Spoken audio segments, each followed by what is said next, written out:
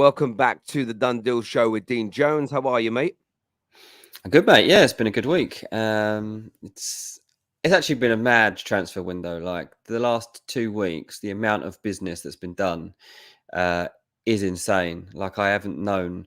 There was that day the other day when the Harry Kane went in from Bayern Munich, and then the same day you had all the Man City offer arriving for Declan Rice, and later that night Arsenal's new offer for Declan Rice, and about 1,000 little storylines in between. And I was like, it felt like deadline day, and it was just like a normal Monday or Tuesday, whatever it was. It was so weird. It was so weird. But yeah, it was Tuesday. But yeah, it's exciting. I mean, it keeps me on my toes and it keeps us busy, so we can't complain.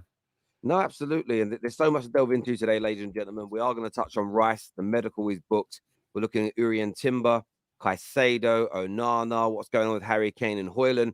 I wanted to start off, though, by asking you about Mason Mount, Dean, because there's a lot of talk about this deal that now Man United have reopened the conversation with Chelsea. They're willing to negotiate on the previous bid and maybe its structure as opposed to increasing the offer. But it doesn't feel like a lot of the reports are suggesting Chelsea will kind of back down from the 58 million plus 7 and compromise on the overall value. What is the latest in regards to Man United trying to sign Mason Mount? Yeah, look, we'll see. They're going to talk this out and try to sort it out, and I think it's important that happens. Mason Mount is going to be leaving Chelsea this summer. That's still my indication. And dragging it into pre-season over some add-ons isn't really worth the hassle. So, yeah, there'll be another offer coming probably from United on the back of these conversations that they're about to have. I think it's important to note that the last offer that went in from United, the 50 plus 5, Chelsea took their time over that one. It wasn't like an instant rejection. And so it tells you that there was a feeling that they're not far away. Now, maybe Man United could come up with a straight 55 million and it gets done around that figure. Like, it wouldn't surprise me if that's what we started to look at. The thing is, Chelsea have got to accept something soon. We're 5 days away from Mason Mount having to turn up at Cobham for training. And that's awkward, it's embarrassing, and it's a little bit disrespectful too for a player that they don't have plans for and that doesn't really want to be there. Now, let's remember, he doesn't want to be there per se. He loves Chelsea. Like, he never wanted to leave Chelsea. Chelsea put him in this situation through a lack of respect. It wasn't just money. It was the fact that the offer they were giving him wasn't reflective of other members of that squad who were of the same, similar at least, status. That hurt him. And, you know, the repercussions of that have run deep. And that's kind of where we sit right now. From a Man United point of view, it's all about changing the feeling. You know, June's been a pretty depressing month for Man United in the transfer market. Now their spin on it will be, we're 2 weeks into a window and we never expected to have anything done by now. July is the time.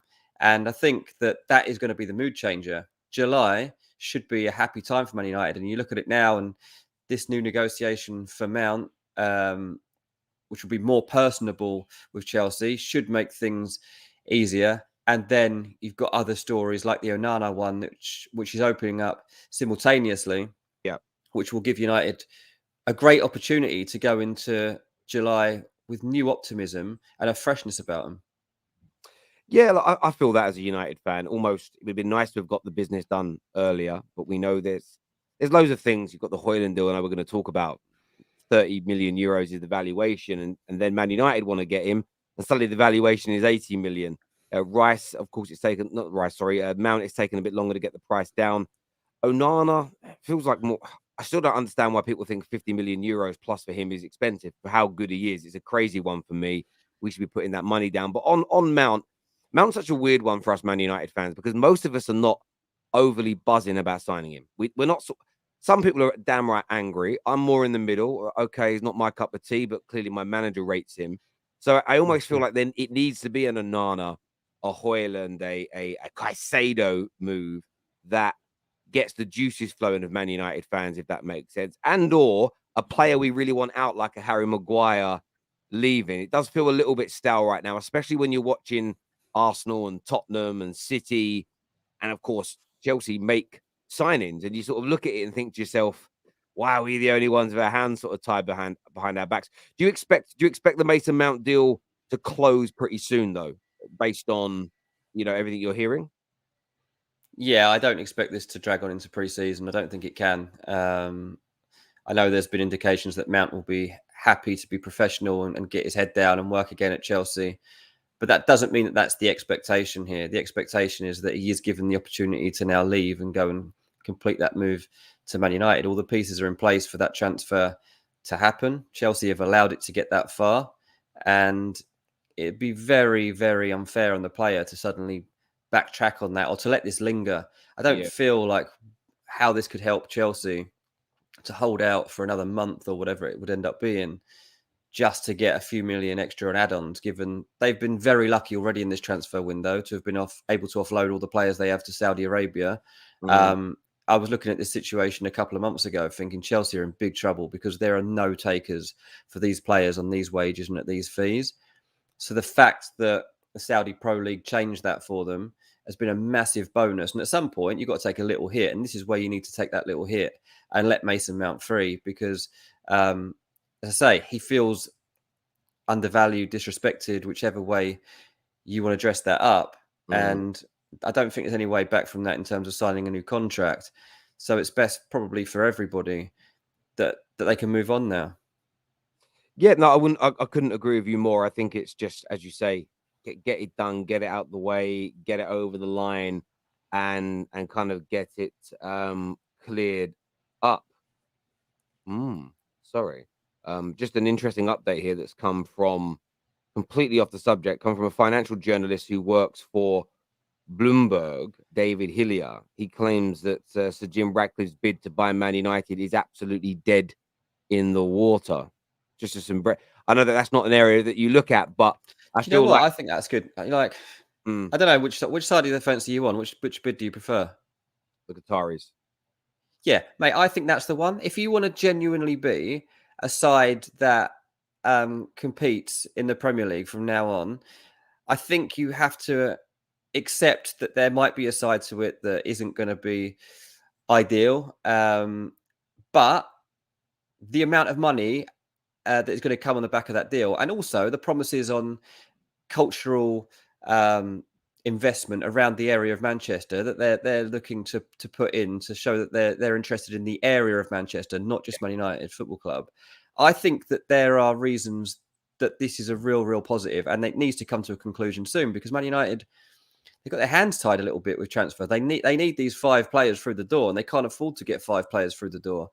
And as soon as that takeover is announced, if it was to be Qataris, then it's a game changer. It really is. And I know that it's a bit awkward for United fans who have like slated PSG or Man City or Newcastle in recent times for their style of ownership.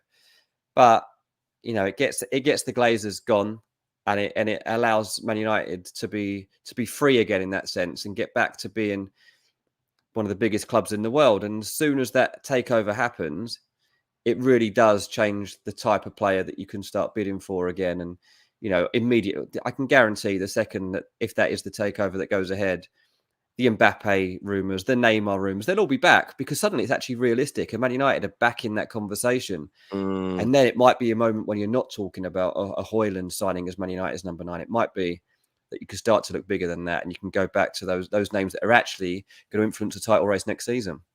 Well, this is the thing for me when it comes to this potential takeover.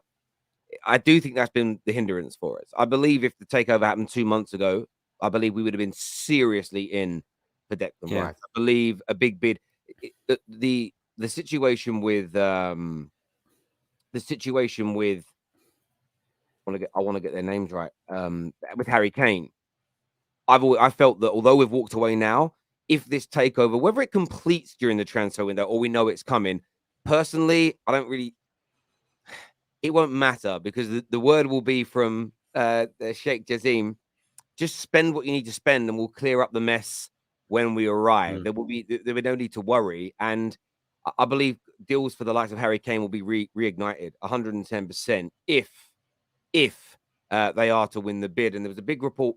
I mean this with respect to sports journalists, and I always like the fact that yourself have always said to me that, it's not really your area of expertise and what you're looking Mm. into. The business journalists have always had a very different feeling about this takeover compared to the sports journalists in terms of who's leading the race, who's more likely to get it done and over the line. And for me, the biggest indicator has been the last 10 days. The share prices continue to rise, and the share price would always continue to rise if the Qataris are taking over, because they're going to be buying everybody's shares back off of them and taking it off the market. Where with Sir Jim's bid, they'll be keeping it on the stock market for a period of time. So if you're an investor and you really get wind that the Qataris are winning, you want to put your money into Man United stock, because the share price will skyrocket when they're announced, and then they will be buying it off you. It's almost a guaranteed return of money. So you can imagine a lot of very wealthy people are pumping a lot of money into Man United stocks. If they're getting wind through the business channels, who will get it first because they'll be connected to the Rain Group, that the Qataris are coming in. If the word was it was Sir Jim, no one's going to invest their money, because you don't know when the club's going to be sold completely. Yeah. You don't know when the Glazers are leaving. You don't know what the future looks like. So, very, very positive news. And Don here says it could be a bluff. It could be a bluff. It absolutely could be. But I don't. This is what I would say to people. I know there's a lot of United haters out there as well that think that. I'm not saying you, Don, but Bloomberg News, they're not here to bluff people. They're not looking for headlines. They don't need, like Bloomberg, they don't need the headlines to be like on the Man United. They're not in this for hits. Yeah, they're not in it for that. They're not in it for clicks. That's not where they make their money, if that makes sense per se. So they're just telling you what they know and telling you what the market is telling them, And do you know what? Like, I mean, all the noises that are credible really have come from, even going back to Rio Ferdinand when he did that video. Like, Rio Ferdinand wouldn't have gone live with that if it hadn't come from somewhere like the very, very top. I found it a bit of a strange thing to do anyway, because it's like he suddenly thought he was Fabrizio Romano, but there's no real need for Rio. Don't need to be going down that path. He's got enough of a career in other avenues. But I was like, for him to feel the need to come out and talk like this, that the indication he's got is so strong that this is the way the takeover's heading. It just had me believing like that was it. On the back of everything else that we'd heard recently about Sheikh winning, like it makes the most sense. As you say, like, I don't really get involved in the takeover stuff unless I get a particular steer directly from someone that has just come out the blue. I mean, look, I did business studies at school, but I don't feel that that really holds up against Bloomberg journalists. So I think I'll let them do their thing, and I can chat to agents about transfers. No, 110%. I agree. In terms of staying with Man United, Hojlund, what is the latest there? It's been announced by the media as the number one target for Man United. Is there likely to be a bid for the young man? Yeah, I think, look, the way you've got to look at United's front line right now, and obviously this game will change if this takeover does get activated, but you look at the squad from last season, and Weghorst's not going to be there. Martial's not going to be there if they can find someone to buy him. And Elanga's not going to be part of the front line either. So there's three figures that were a part of it. Mason Greenwood, who coulda, woulda, shoulda, under different circumstances, been in that squad, but that is what it is for now. So there's four names out of the equation. So it basically leaves you next season with Rashford, Sancho, Anthony, Garnacho as four. You need a 9. Like, United have to go and get this number 9. It was supposed to be the priority. Yet here we are talking about Onana and Mason Mount as the two likely names to be first in at Man United. But yeah, United have been looking at the situation with Atalanta, and it's fair to say in this moment that the dialogue is open between the two as they work out how it can be negotiated. Like you mentioned, 80 million at the top. Like, this will not be an 80 million pound cash transfer for Hojlund. But Atalanta obviously know that they've got a really good asset here, particularly in this market at a time when United need a player of this style, and they want compensating as a result of that if he's going to go. That might be that United do put forward cash, but there's always a potential that they can offer players the other way as well. And Amad Diallo is somebody that's been mentioned as somebody that potentially could just be a make weight in this. He started his career really with Atalanta. He came through there and made his senior breakthrough before going to United. So look, at the moment it looks like he'll be joining up with United for pre-season, and there's obviously a lot of promise around the player.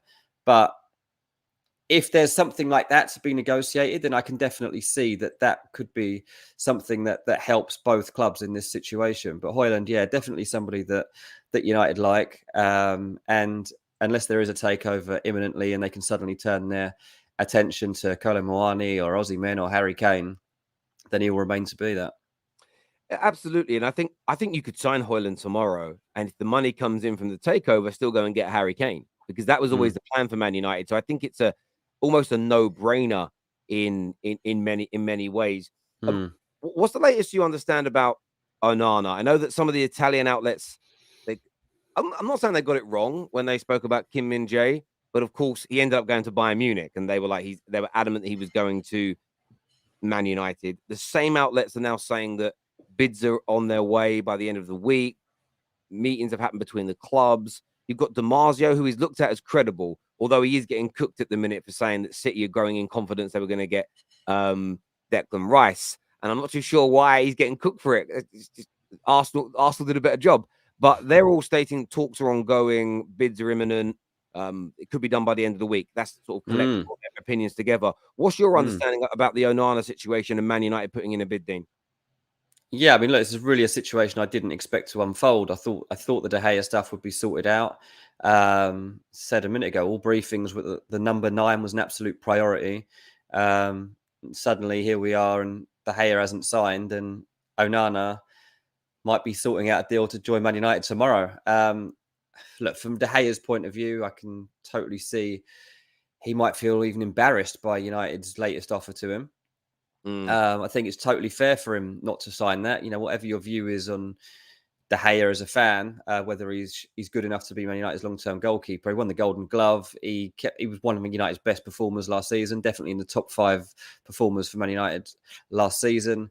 But he doesn't fit going forward, and this was always a situation United were going to come to. I think Ten Hag had kind of accepted that they might not be able to go there and was willing to take De Gea for another season. But Onana changes the dynamic of what Man United are capable of immediately. Like, in terms of the style of goalkeeper that he is, he's the best in class. The passes he can pick out genuinely have been so important to Inter Milan. He can see something, pull it off, and immediately the opponents are on the back foot. There are very few goalkeepers that can implement this style of play like so directly themselves. He's basically like an outfield player in goal. Like, he's that good in terms of his vision and what he's actually capable of with his feet. And he's also a very good goalkeeper with his hands too. Like, I don't think that gets played up enough either. So this is what I talk about in terms of like changing the mood around Man United. Suddenly, yeah, De Gea's going, you think, well, club seem to be a bit harsh on him, but fair enough. Like, he's not worth 350 grand a week, and maybe we shouldn't be giving him even up the high as 200. So they go low, and then you move on. Suddenly, you are looking at a much better place for Man United to build out of the back, implement that Ten Hag philosophy. And if you've got Ten Hag as your manager for the second season, you do want to step up and actually start making those changes run deeper. And this will undoubtedly do that. So, yeah, Onana in the next 24 hours, I do think we'll have a better indication of where they're at with this.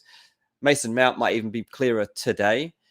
So, yeah, it's a big couple of days for Man United. And by the time we get into the weekend, the whole mood of Man United's month and the past couple of weeks of the transfer window could be completely transformed. Yeah, listen, I completely agree. And I think what you said there about him being such a transformative player, it's a seismic move for Man United to bring him in. I don't think people, Man United fans especially, we see rivals do it. The way we can play football changes. Pep Guardiola paid him the ultimate compliment about 2 weeks ago when he said a goalkeeper like Onana makes it almost impossible to press the team he's in, because if you get 4 or 5 people press the back line, he just pings a 35-yard ball pinpoint to a midfielder in space, and then you're in trouble. And one of Man United's weaknesses, and it may improve as we get better players in all positions, one of our weaknesses is being pressed. If we could take away our threat against our goal from being pressed, our backline being pressed and our goalkeeper being pressed, it changes the way we play. And I calculated this in the last 8 games of the season, so it isn't a complete study. But in those last 8 games, on average, David De Gea gave the ball away in an unforced error through passing 17 times per match. Wow. That is horrendous. And then I only did it over a 3-game period. I looked at Ederson for City, and I counted Onana's in the Champions League final. Unforced errors, them giving the ball away with their feet, an average 3 times. Yeah. You suddenly I have mean, you have that ball an extra 14 times to potentially build attacks from. It changes the dynamic of your football team overnight. yeah, I mean the position's just changed a lot, hasn't it? What was the game? Was it Brentford when there was that? Was it Maguire and De Gea? Was it Brentford? That was Sevilla, Start. but Brentford happened with No, I mean earlier the start of at the that was very start of the Ten Hag. Ericsson, and Ericsson, yeah, that's the one. That's the one I'm thinking of. Yeah, I mean, you go back to moments like that in the early Ten Hag era of trying to change things, and you're thinking, blimey, like by the start of this season, if you've gone from that and then this time around, you've got Onana dictating things from that sense. Yeah, obviously the Sevilla was a high-profile one that is far too recent to still be happening, and you're starting to eliminate mistakes like that. You know, in terms of shot stopping, I still think De Gea is right up there with the very best. Yes, I get that. But you do want more than that. And, you know, the idea is you want to eliminate, first of all, half of those shots being taken. Like, that's one of the things that Man United have got to start to stop. But secondly, like you say, you've got to be able to start the play going from the back. And that's what Inter Milan have been able to do for Onana and Brozovic. And you know, they're risking a lot. I mean, the thing at the moment, which English clubs have an opportunity to do, is make the most of an exodus of Serie A talent. And we're looking at Hojlund and Onana here as 2 examples of how Man United can exploit that market. Like Serie A is falling apart a little bit right now. You just seen Tonali make that move from AC Milan to Newcastle. I mean, how likely has that ever been in the past that a player who loves AC Milan would even contemplate leaving that club at that age to go and join Newcastle? But here we are. Kim leaving Napoli on the back of winning the league. Over at Newcastle, Newcastle, at Juventus, same colours. You got Chiesa, you got Vlahovic, both of them, like Mate, serious doubts. I was listening to a podcast yesterday that Clarence Seedorf was on, and he spoke about how in the 90s and early noughties he nearly moved to the Premier League twice. When he made these moves between European clubs, Arsenal and Man United nearly signed him twice. And what it basically boils down to is the Italian and the Spanish clubs just had more power and money. Of course, they had the prestige as well, but the Premier League just has that about it now. It just has more money than any other league.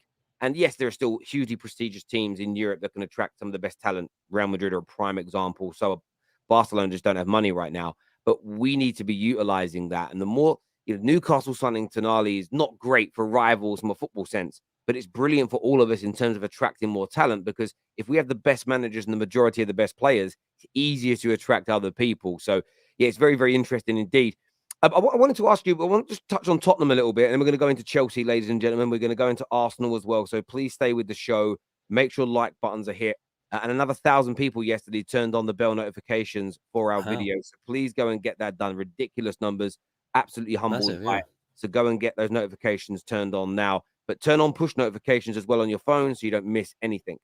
I want to ask you about, we know Madison has joined. I want to say well done to you, first of all, because you were as far as I remember, you were the first journalist that said that Spurs not only were in for him, but were advancing it, that they'd gone ahead of Newcastle in this race. They signed the deal for him yesterday.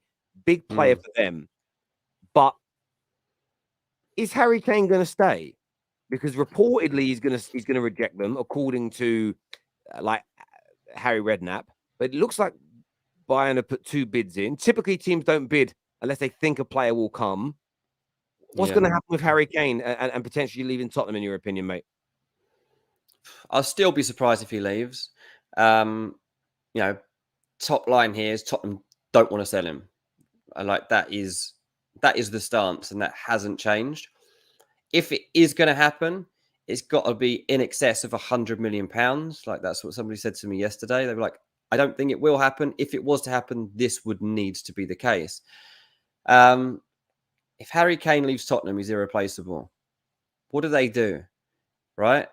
They've just brought in this new manager with no experience in the Premier League.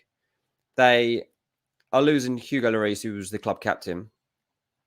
And they're going to lose potentially Harry Kane as well. So that would mean they got no manager with any experience of the club or the league, no goalkeeper who was the leader of the team, and no striker who was the poster boy and the guy who got 30 goals a season. Daniel Levy can't allow those three things to fall into place at the same time. Like, that is an absolute disaster.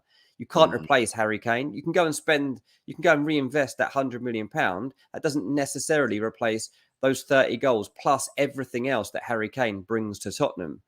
So that is the situation they're looking at here. I also feel like the James Maddison transfer is actually quite an interesting one when it comes to Harry Kane, because you now look at the kind of options that will be around Harry Kane for next season, and you're thinking, okay, we obviously have the Son understanding that's been there. Kulusevski didn't have a great season, but like, there's definitely, we've seen flashes of what he can do when he's at his best. Yeah. Tottenham playing in a new system next season, like, potential for other players in that team to flourish, like Pedro Porro. Like, he's got great creativity about him as well. Like, Kane will have no trouble getting to 30 goals next season at Tottenham if he stays fit. But the interesting side to this, like you say, is that Kane's camp have clearly given word to Bayern Munich that they should make this offer. So in that sense, there's only certain things that can be happening. One is that Kane is desperate to join Bayern Munich. We'll get to that in a minute. The second thing is that they're trying to open up some sort of bidding war so that other teams now see that Kane might be considering his future and get involved. So whether that's Real Madrid, PSG, or Man United. And the other thing is that maybe they would want Spurs to offer a new contract. I don't think that that's the one. So let's take the contract out of the equation for now. Does Kane dream of playing for Bayern Munich? Up until now, Harry Kane has always said it basically has no interest in playing abroad. That's been a pretty general stance of his. Now, I'm not saying that can't change over time, but it would be a pretty massive change of heart from him to be going from that and building this new house, which we've just seen talked about in the media. So that doesn't fit in with him moving to Germany right now. He's got a family. His wife doesn't want to go and live abroad either, I believe. And Munich doesn't have the same pool as a Madrid or a Barcelona. Like, I know, like, that in Munich, you would be able to see firsthand the size of that club. And no doubt it's a giant. No doubt he can go there and win things. Kane up front with Sané and Mane, like, don't get me wrong, that's scary stuff. And he could genuinely go there and win the Champions League. But German sources are absolutely adamant.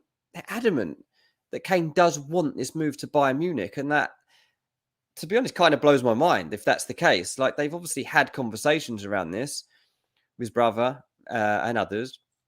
And they believe that these bids are worth making. The problem is that opening offer that went in was so far short of where it needs to be that we're not really going to gauge whether there's any chance of it happening. Tottenham deny that even happened. So it's very hard to understand whether they would get to that level of spending. Bayern Munich have not spent this much money on a player before. Like, this is new territory for them.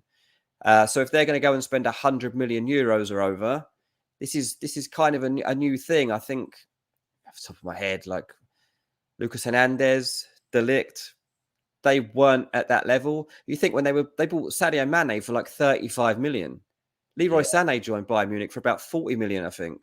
So go and spend 100 million is a massive deal. But then you say, okay, well, if they don't get Harry Kane, then they want Kolo Muani or Osimhen. And to be fair, they're both exactly the same value as we've been talked about anyway. And you know what's really interesting with is it pronounced Muani? Did you say Kolo Muani? Yeah, Kolo Muani. I love what his club are doing.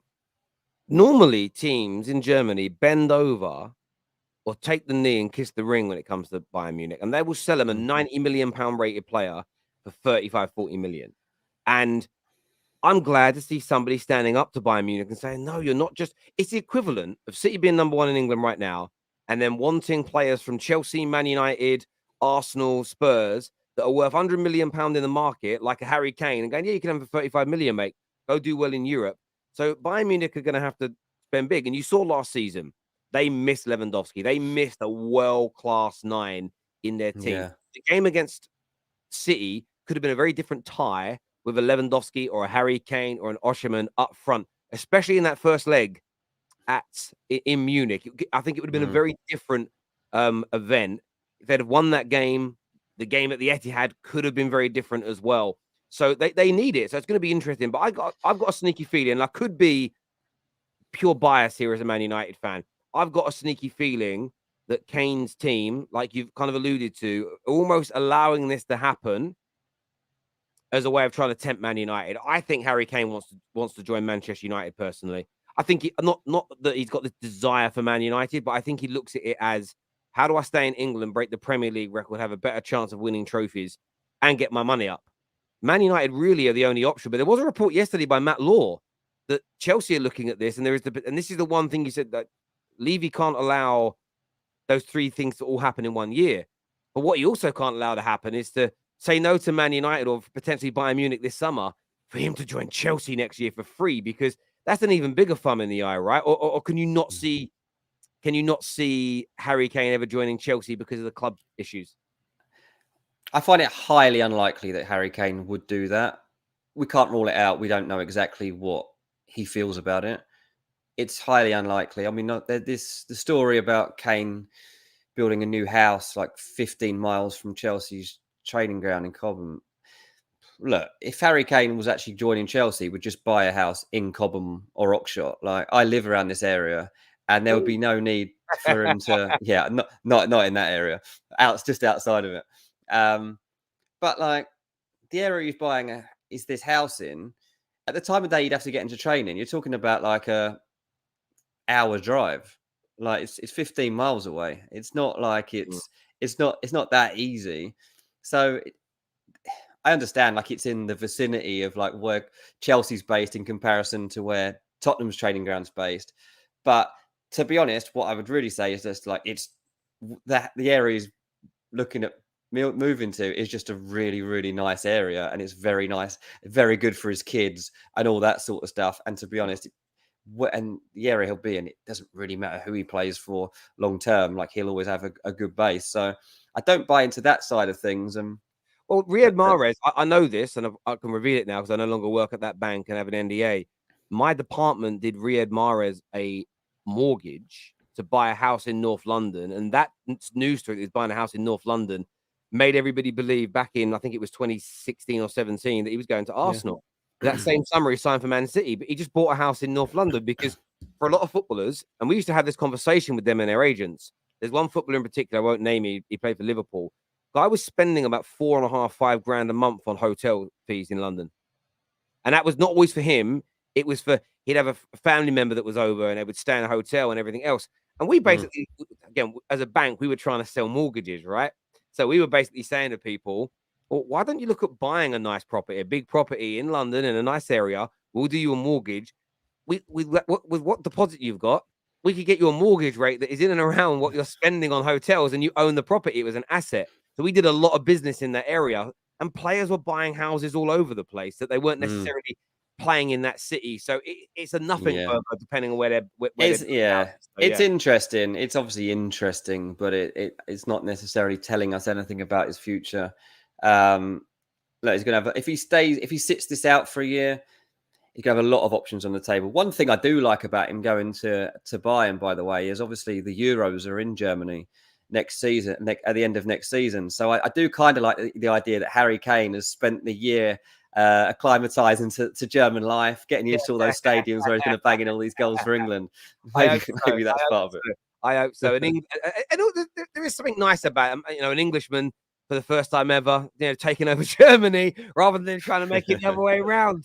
A little joke in there. We got to all of our German viewers. So yeah, it'll certainly be an interesting one. Viewers, make sure like buttons are hit. Make sure you are subscribing. Arsenal news coming soon. Lots of updates. I haven't forgot about your super chats either, but they're all pretty much Arsenal, and some of them are Liverpool related. So we'll come on to them when we move on to those sections. But I wanted to ask you about Moises Caicedo, because he is seen as, Chelsea is seen as the front runners for him. But reports from Sky that Man United have now opened up direct talks and will be making a formal approach for the player. We know Chelsea is seen as the front runners. What's your understanding of his transfer from Brighton, and how long do you see this saga playing on for? Okay, well, firstly, in terms of him being a target, he is a main target of Chelsea in this moment. I don't believe this will be a £100 million deal. That's been talked about a lot. I don't see that happening. But of course, Brighton are using the market to their advantage at the moment to make sure they get top price for him, and you can't blame him for that at all. Caicedo has an open promise that he'll be allowed to move this summer. Doesn't expect to be playing for Brighton at the start of next season. And Chelsea have been pushing forward slowly with this, and they need to try and stay in control of the situation. I think what does help them is that there aren't any other clubs in England that are either equipped to go and spend £100 million on Caicedo right now. The other clubs he's being linked to, you've got Arsenal, who have just done 100 million on Declan Rice and have spent over £200 million in this window, or are about to once these deals get activated. Man United, until that takeover goes over, I don't see how they can come up with the money for Caicedo, especially if they are going ahead with Mount and Onana, which is the case as of this second. So that questions whether they can properly compete for him. And it gives Chelsea a very good opportunity to actually seal a transfer for Caicedo, which is much needed given the fact that they've absolutely blown up their midfield. You know, they got rid of Jorginho in January. Kovacic just joined Manchester City. Loftus-Cheek just joined AC Milan. Kante going to Saudi Arabia, which was a massive blow because that was the one that they thought they could see out for another year. They thought it could get him, keep him going, but Kante's gone. Mason Mount still likely to go to Man United. Conor Gallagher's future uncertain, although I got a feeling that Conor Gallagher actually ends up staying at Chelsea. So like they've 100% got to sign at least one midfielder, probably possibly two. And Caicedo is of the level and fits the profile and has the resale value, etc., that Chelsea are looking for right now. So Brighton will hold out for what they can get. And Chelsea will look to negotiate that soon and try and get it over the line. Absolutely. And I see them as the front runners in this race. Can you see anybody else getting involved? There's talk of Arsenal also trying to sign him alongside Rice, Man United wanting him. Can you see there becoming a bidding war, another team taking Chelsea over in this race? Or do you think he's more likely to be a Chelsea player than anybody else? I think it's more likely to be with Chelsea than anybody else because, as I say, those clubs aren't well equipped enough financially as of this moment to go and compete with them. Arsenal, if they were to even contemplate doing this, will be in a situation where they're having to spread out those payments over a long period of time. We've just seen all the talk about the structuring around Declan Rice. Well, it's going to be the same again, maybe worse if they're trying to look at signing Caicedo right now. And Man United, you know, anything over £100 million right now doesn't really seem accessible to them until this takeover, which perhaps is now more imminent than it was half hour ago, seems to be. So look, if United do get that cash, then of course that's a game changer and you can go and actually have that conversation with Brighton about Caicedo much more seriously. Yeah, no, I agree. It's one of those deals I want to prolong because the longer it goes on for, the more chance we have of getting involved. Yeah. On down the line. Also, keep an eye out for the Frankie de Jong situation with Barca's financial problems if Man United get money. But that's a deal that United fans don't even want to think about. We don't want to because we got so upset and burnt last year as fans. I don't think we want to get too emotionally involved with it. I mean, Chelsea, though, have done some brilliant business with the exits. Maybe I remember a week ago we were talking, maybe 2 weeks ago we were talking, saying, when are these exits going to start? Now they're up to what? Nearly 10 players out the door. Mount next. Loftus-Cheek gone, Hudson-Odoi on his way out. Like, they are doing some serious business in terms of shifting out unwanted players, deadwood, deflating that squad. You would expect some quality signings to start coming in the other way soon, wouldn't you, really? Yeah, I mean, I don't necessarily think this is a great strategy, by the way. I'm not sure that you can overhaul a squad this radically in such a short period of time and expect success quickly. I don't see how that can be the case. You know, they're assembling the most expensive squad we've ever seen, basically. But at the same time, they've ripped apart a team that won the Champions League just only 2 years ago.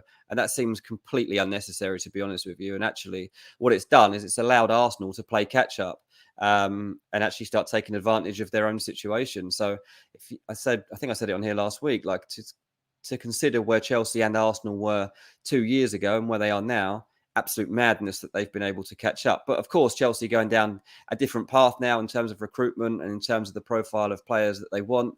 And at some point they are going to have to start looking at some actual proven players, though, because even like, the next one through the door will be Nicholas Jackson, pretty much ready to go on that one. He's not really a game changer as I see it. I spoke to someone a few days ago to just check on exactly where he fitted in, and he is expected to be like a centre forward. And if it's him and Brozier fighting out to be Chelsea's number 9 next season, I don't really feel that that's changing the game in terms of putting you back into the title race and elevating your chances of being in that European equation anytime soon. Obviously, like Nkunku and players like that will also benefit this team, but the shift is just huge. It's huge. And I think it's a shame that so much of it has had to change. Go back to even Mason Mount. Like, it's crazy that you would be ripping up the identity of Chelsea to the extremes that he doesn't even fit in. But they could flip the script. They could say, look, other players are going to get opportunities. Levi Cole will probably be in Chelsea's starting lineup at the beginning of next season, and there'll be new players for a new era that are made to feel identifiable to what Chelsea are about going forward. So yeah, there's a lot to be done, but they've got extremely lucky with the fact they've been able to offload these players to Saudi teams. That is literally that wasn't on the cards at all. So I get where you're coming from in terms of dismantling the team that won the Champions League, that this great core, and it's been ripped apart. The problem is that they have to do what they're doing this summer, Chelsea, because of the mistakes of last summer and January combined, if that makes sense. They have to offload. It's almost impossible for them to get rid of any of the young players they've put on those 8-9 year deals that they kind of can't get rid of. I do think there'll be a sting in the tail with either Havertz or Mount. I think one of those two is going to go away and be very, very good. And there could be. But if Nkunku comes in and delivers, I think Chelsea fans will get over it. The one area I 100% agree with you on is they need to add some elder statesmen. It can't just be kids. And I even look at Arsenal in the same way. A lot of their squad is going to be under the age of 25 next season with Xhaka and Partey going. I think Jorginho, I think they'll have like 4 main players that will be over their age on outfield. If they do sign a couple more players in the back end of the window, maybe they've got to be of a certain age and vintage to add a little bit of experience and know-how in. So I think Chelsea do need to do that as well, because it is hard to, in terms of, you can build a very good footballing team when it's young, but getting over the line and winning trophies, which when Chelsea is spending over 700-800 million probably by the end of this window, the expectation is still to be in the top 4, challenging for trophies, and within a season or two, just like Man United, trying to win that Premier League title again. So they have to get the mixture of personnel right, in my opinion. But I would say, in response to having a 37-man squad, they've done very well so far. Is they get rid of a lot of those players, because if they didn't de-swell that squad, it doesn't matter who their manager is, who they buy, they were going to absolutely struggle next year. So yeah, it's going to be a very interesting season for Chelsea, no doubt, because the strategy is like nothing anyone's ever seen before. Yeah, I mean, there's no Premier League experience in there. Like, honestly, like front to back, there's going to be barely anything there. You're going to have, I mean, obviously Kepa has got it. Thiago Silva's got it. Luckily for them, the 2 fullbacks they're going to keep, and that's absolutely key. I mean, the defense is actually the area that they're probably okay in, because you've kept Thiago for the extra year, and you've got the 2 fullbacks. But, Badiashile is new to the league. Levi Colwell's only had one season. Wesley Fofana's still emerging. So they're all players with little experience. Malo Gusto is coming in as the new right back, like no Premier League experience. Going into the midfield, and you've got Enzo Fernandez, who's obviously new to the league, still brilliant. So I'm not going to doubt whether he's able of playing in the Premier League. Like, that'd be ridiculous. But Caicedo, like, he's still new to this. Like, he's still 21. He's still coming through. So everywhere you're looking, you're relying on young talent. You go even like the forwards that they've actually brought in, like Mudryk, Chukwuemeka as a midfielder, like hasn't got the experience that they need. Andre Santos being talked about as getting more games next season, no experience. Noni Madueke, no experience at this level. And all the ones who had all the experience, they're just getting rid of all of them. And then you talk about signing Nicholas Jackson, no experience in the Premier League. It's a very, very risky path to go down. You've got Raheem Sterling, who's obviously got experience, but they're going to be few and far between by the time you get beyond. Like, there'll be like a core of probably 6 in the first team, and everybody else will have a freshness about them, which of course can be a good thing. Like there'll be a rawness to the team and they'll have no fear perhaps and things like that, not being burnt by some of the bad times. But then there are a lot of players in this team that experienced what happened last season and need to overcome that. But look, Chelsea will still look to add to this squad. There's no doubt about it. Like I'm not convinced that there won't be another 9 coming through. No, I agree on that. There are talks that Chelsea will move for the Celta Vigo midfielder Gabri Veiga once Mount has gone. Is that something you're hearing as well? Haven't really heard that, to be honest. No, obviously Gabri Veiga's been linked with pretty much everyone over the course of the last 3 months. So I'm not saying he's not on their watch list. It would be silly if he wasn't, and he does fit the profile of what they're after in pretty much every sense. But he's not really one of the names that has been mentioned to me very often now. There we go. Viewers, hit like and share buttons. Make sure you're subscribing. In terms of Arsenal, there's lots to delve into with Arsenal today, but we know the medical permission has been given by West Ham for the medical of Declan Rice.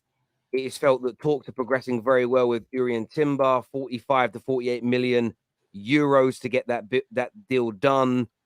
But yeah, the Rice deal, seismic for Arsenal, beat City to him. Medical going to be happening imminently. Havertz through the door. Urian Timber next. Everybody expects that deal to complete, but a brilliant start to the window for Arsenal, Dean. Yeah, an unbelievable platform for them to get to use for pre-season. Obviously, Havertz now announced.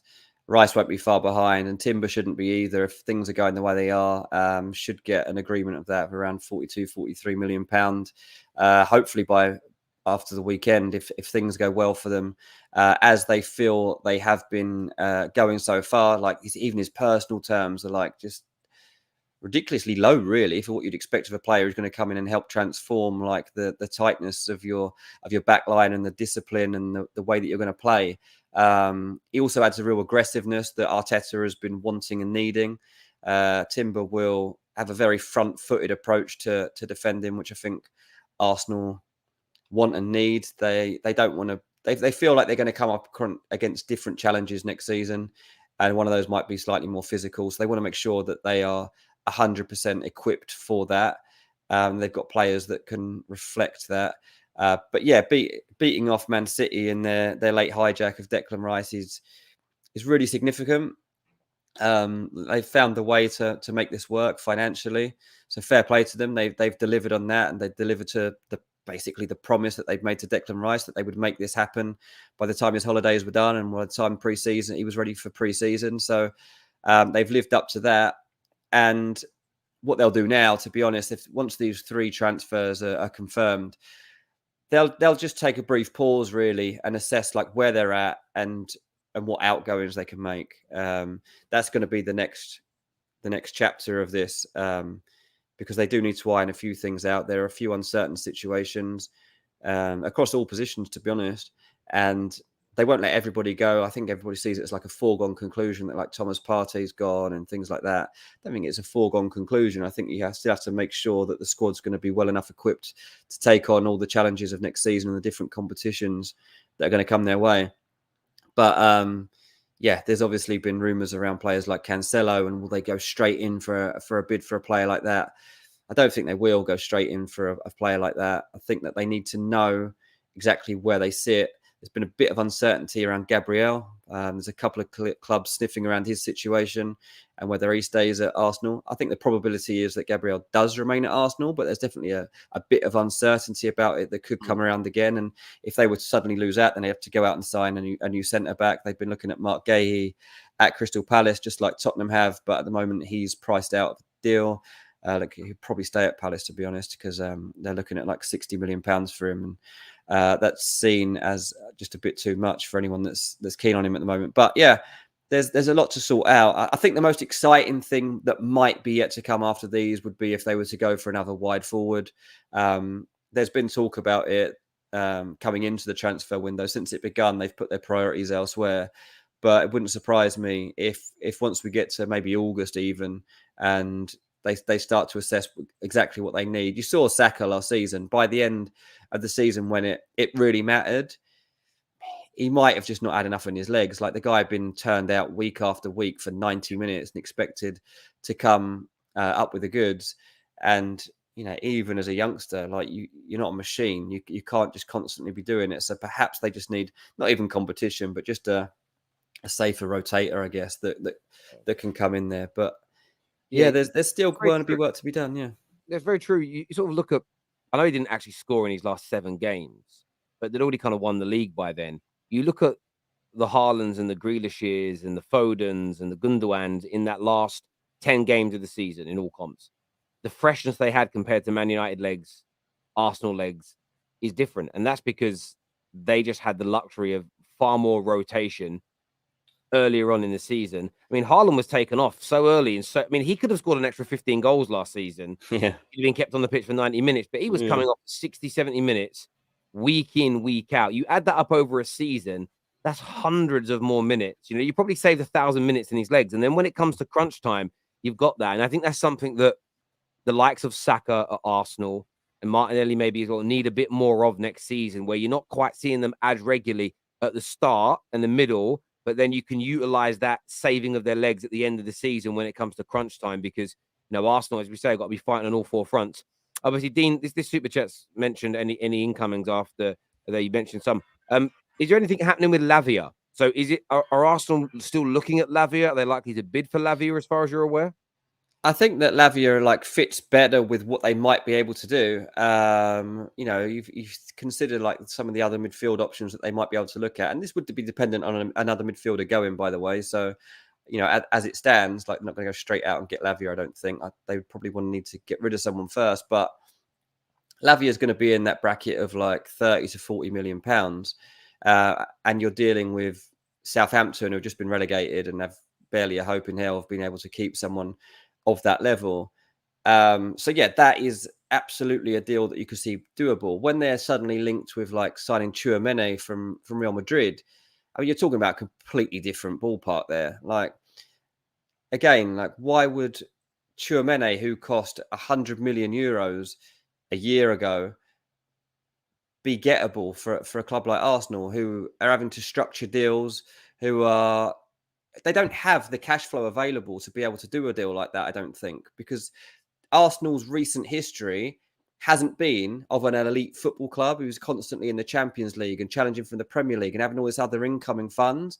They will have that cash now, in the coming seasons. That's what's helped them with the Declan Rice deal. Is Arsenal are now back in the Champions League, and they will establish themselves again in the Champions League. Now that they're investing in this way, they will stay in that conversation. So there can be confidence that they are now able to fight on a different financial front. But with an outlay on Havertz and Timber and Declan Rice exceeding £200 million, and already having to finance that in a way that is carefully structured, to go to Real Madrid and say, oh, we would also like Tchouameni, here's £100 million, but can we spread it over 6 seasons?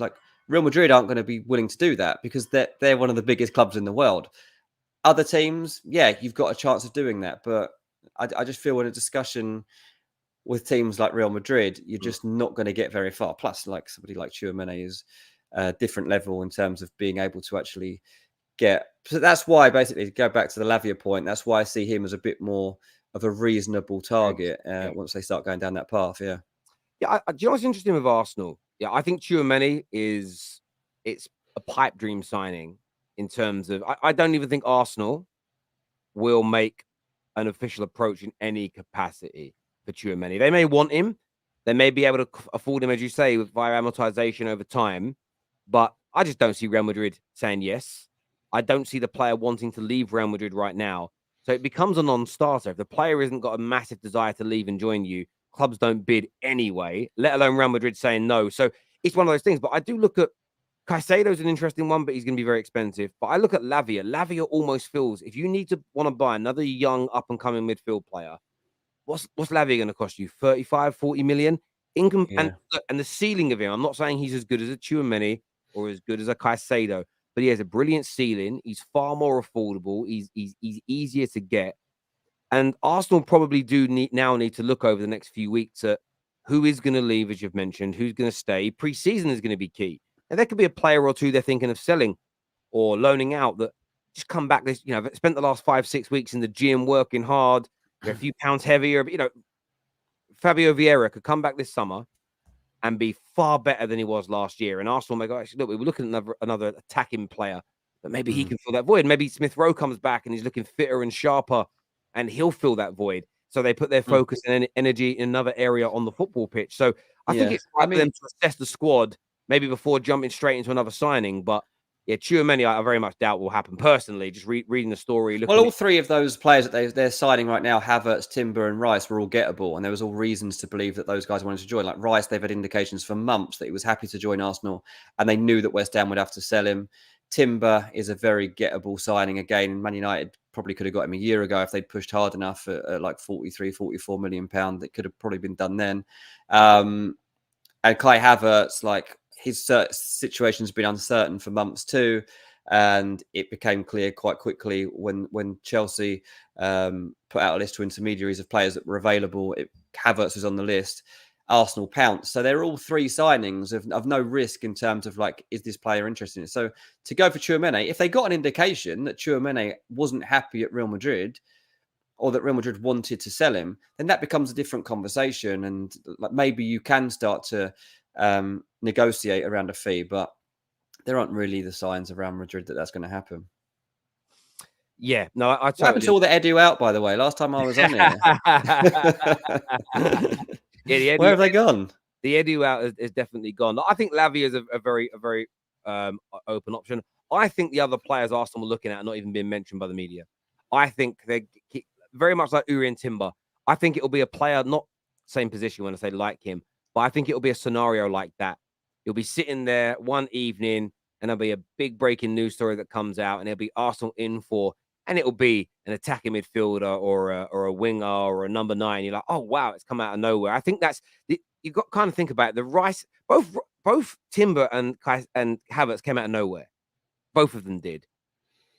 The only one that's been protruded that we all knew about was Declan Rice. That's been going on since February. The other two, they just came from almost nowhere. If you'd have said at the last game of the season, Arsenal going to buy Kai Havertz, you would have been absolutely laughed out the window. So I wouldn't be surprised if the next player that Arsenal sign is someone that we're not even talking about or focused on right now, because they have been conducting their business really, really well so far, Arsenal. And there's a lot of doubts when City got involved with the Declan Rice thing. But look, it depends on what media outlet you follow. Some are saying City walked away.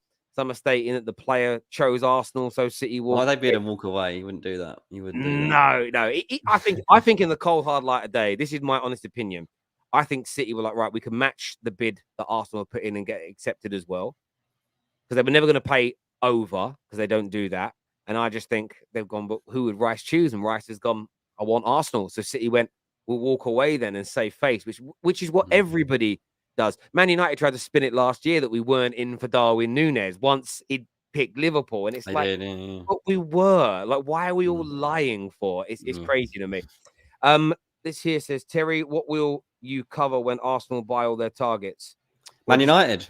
Well, just like today, the headline of the show is about the Caicedo. The next one is about Mount. We spoke about Kane on the show and his deal. There's Onana. I said it before. The only reason in the last 2 weeks we've done more videos about Arsenal's transfers than anybody else is because they're the most active club. The most active club was Chelsea. We do more videos about Chelsea, my friend. So that is what we'll do. But thanks for the super. I think that's what that's where you're heading towards as well now. Arsenal obviously been the early leaders in this. But the fact Man United haven't done anything yet is exciting from your point of view, because you've got loads of Man United stories to cover in the next 2 months. But Chelsea too. Like, Chelsea are going to have to spend a lot more money if to let go of this many players and to start replacing with, got to get 2 significant names through the door, no doubt. 110%. How much should we be looking at for outgoings at Arsenal? 100 million is kind of a suggestion here from Ibby. It depends who they sell, isn't it, Dean? I think. Yeah. That is going to be the focus. They've got to get rid of a few people now, and they want to figure out like exactly who goes and what options there are out there. So that will be the next phase of this. I don't know what sort of number we're looking at the moment, because, as you say, we don't know. Is it there's a surprise transfer like Gabriel suddenly joins PSG, or is it simply that Thomas Partey's moved on and like Balogun goes and these sorts of transfers? So might be a mix of both. We'll have to wait and see, but it depends on the profile of those players and on who actually needs replacing and who doesn't. This here says we're selling all our bums, so it's necessary. And then says Dean behaving like Bowley hurt him. Why so salty? I just think that the transfer philosophy is ridiculous. I think it's absolutely ridiculous, and I know I'm not the only one. I speak to a lot of people that work in and around Chelsea, and a lot of those are apprehensive, to say the least, about what Chelsea are doing right now. You could look at it as exciting. That's totally fine. I look at it as a risk. But I'm neutral when it comes to Chelsea. I'm not bothered, so I'll sit back and watch it. A few things surfacing now around Liverpool. What's your take, Dean? Yeah, it's a tough one to get a grasp of, for sure. I'm not sure about Szoboszlai. I don't believe that is one that they need to be focusing on. They seem to already have players that are creative enough and stuff. So I still think it's a more typical midfielder, like a Grafenberg situation. Obviously, a lot of their targets are at the under-21 tournament. That's not the be-all and end-all. That doesn't necessarily stop a transfer, but it does definitely hinder any progress in some way. So I think there's that to consider. I also think the fullback position is going to be one that does become interesting at Liverpool. I do believe that they are looking at that position to see what happens long term. Trent is not a fullback anymore. He is officially a midfielder. I don't know how you use him for sure. Is it as a quarterback? Is it as an attacking midfielder for England and differently for Liverpool? But we absolutely categorically know now that Trent should not be used as a typical fullback. And that means that Liverpool are going to have to consider like who does cover that role, because Trent probably shouldn't be. It doesn't need to be.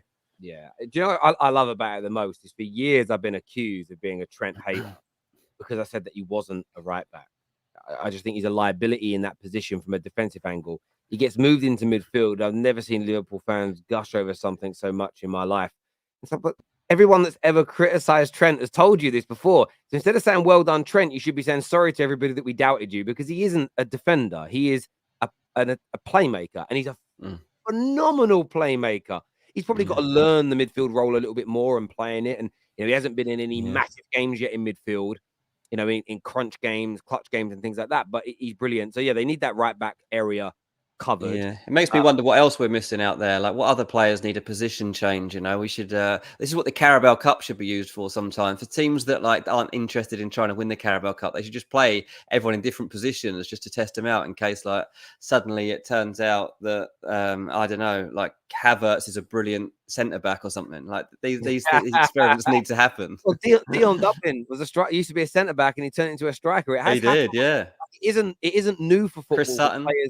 Yeah, exactly. Lots of players have changed positions in their careers. Some tried to, and it didn't quite work. But Paul Scholes used to be used to play off the striker when he first started, and then he ended up becoming the best midfielder in Fulham signed Moussa Dembele. When Fulham signed Moussa Dembele from Holland, and he was a striker, and I was really excited. I remember interviewing him when he joined Fulham, and he was like, I'm getting all my tips off Patrick Kluivert and stuff. I speak to him. I was like, wow, Fulham have signed a proper striker. He was terrible. He couldn't score a goal. And then we moved him back into defensive midfield, joins Tottenham, becomes one of the best midfielders you've ever seen in your life. Look at Joe Linton. Joe Linton's a striker, bang average. He's a pretty good midfielder. He done a very good job in that role. So, yeah, it definitely helps. Darren here says the Edu out crowd are in school today. They can't watch. I like it, Darren. I like it. Mbappe to Real Madrid this summer. What's the situation? I don't know. I don't cover Real Madrid close enough to know whether that's feasible this summer. I'll be amazed if he's actually available in Real Madrid. Allow anybody else to get involved in that conversation is my main one. That seems like the club he has to end up at. What you want to happen here is that Man United's takeover does go ahead, and that they just think, let's go for it. Let's go for it. Because you might as well, if you're going to have those cash reserves suddenly made available to you, and you actually go and play catch up in the Premier League and make a splash, the first thing you do is go and try and bid for Mbappe. I know it's like the most obvious thing. He doesn't want to be a centre forward, and you've already got like Rashford out on the left, but you might have to be like, I'm sorry, Marcus. You are going to actually have to become that 9 for a little bit, mate, because we're putting Mbappe out there, or just flip him over. But I would like to see that takeover happen and United bid just to basically go head to head for Mbappe this summer. It would be a great little twist in this transfer window. Not like we need one. We've got enough stories as it is. Absolutely. A question here from a Spurs fan saying, any news on Van der Ven? Yeah, I have to say, like, this one's being closer guarded than the other targets that they've had. So I definitely believe that there's a pursuit there, but I've probably heard more about like Tapsoba than I have of that one. As I mentioned at the top, they were interested in Guehi and are probably not going to explore that one anymore. But yeah, there's definitely something in it. I just don't think I have as a journalist, you have certain ins with different, whether it's agents or whatever. And sometimes you have like full exposure to like the ins and outs of how things open up. So like I knew Maddison had a very strong chance of happening to Tottenham, but then another transfer could be happening into the club soon after. And you barely hear anything about it just because the conversations that happen aren't with the same people that came about the other way. So, but there's enough there that Van der Ven is definitely in the picture. Yeah.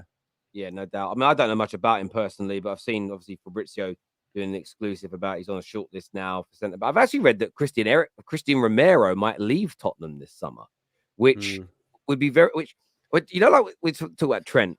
Rivals have for years look very good on the ball, awful defender, changes position, and you get called a hater. The amount of rivals that have said for all the good things Romero does, he's a liability. Be very interesting if the new manager comes in and says, "I need him gone because I can't trust to build around." Yeah. And sometimes it's hard for sometimes you to swallow when like a lot of Man United fans have gone through that pain this year of saying Donny van der Beek and Martial and Sancho are going to cook and go to world-class levels under this manager, and Bruno's and Rashford's will skulk off into the darkness. And it went the complete and opposite way. Sometimes you hold an opinion on somebody based through like love or loyalty, but actually in reality you're completely wrong about them. But love is blind, as they say. So yeah, it's going to be interesting to see what goes on. A lot of people saying Romero not leaving Spurs. I'm not saying he is. I'm just saying I've read reports. I'm just saying it's really interesting. Like let's not act like we haven't seen shock transfers already this summer. And that's what, like, Romero to Man United. No, thank you. We've already got 2 better centre backs, 3 better centre backs. Luke Shaw's a better centre back than him, so I don't want him. But there we go. Dean, always a pleasure to speak transfers with you. I'm sure it feels like we spoke this week when all the real exciting stuff's already ended. Maybe by next week might be on. Yeah, we'll have some build up again. Yeah, the Mounts and the Kane stories, Onana's, Caicedo. Yeah, I like a couple of rest days though. I do like it when there's a couple of quieter days. It is nice sometimes just to talk about medicals and the fallout from it, because literally in the last up until today, the previous 48 hours, I ended up streaming like 6 times, but it was at random times. I was literally about to go to bed the other night, and the tweet came out that Arsenal would bid 11 o'clock tweet going out. Yeah, it was like, got a stream, and then I was up again first thing in the morning. I did a whole video, recorded it, edited it, done the thumbnail, and then I had to do another live stream, so I couldn't even release that video. So I've had 3 videos in the last 2 days that haven't been released because the news changed so quickly. So it's been a madness. Unseen footage. You need another channel for that stuff, mate. True, but sometimes they're out of date, because one of them would have all been fine. But in the video, I talk about maybe City will bid, maybe City will do this, maybe City will do that. Literally, I finished recording and City had pulled out the deal. But I can't release any of the video because that's in it, and it was again talking about it from a fan point of view. But listen, viewers, thank you all for tuning in. Please hit the like button before you go, but get the bell notification button turned on and push notifications put onto your phone now. Please do that for us. Make sure that you don't miss any of our videos, or follow our notification group chat on what's it called? What is the damn platform called? It's on Discord. Telegraph. Telegraph. I'll put the link for that in the live comment section. Go follow us on there. We always post our links in there as well. Until next time, take care. Goodbye. God bless. And we'll see you all again soon. Thank you.